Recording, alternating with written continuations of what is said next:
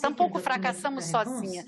o sucesso, ele é coletivo. Além disso, é importante desenvolver redes, encontrar aliados, pensar em nós mesmas como uma peça de conectividade e, dessa forma, assumir esse papel sem se privar, pensando que não, eu preciso cuidar do meu marido e dos meus filhos. Compartilhe as tarefas e se disponibilize, se autorize a ser livre, se autorize a exercer esse poder positivo, autorize-se a desenvolver sua liderança, sua rede e pare de ter que ser excelente em tudo o que você faz, pensando que finalmente vamos ser reconhecidas como merecemos ao exercer esse 100% de perfeição, mas não, o seu valor é reconhecido quando você reconhece o seu próprio valor e quando você consegue, a partir de tudo isso,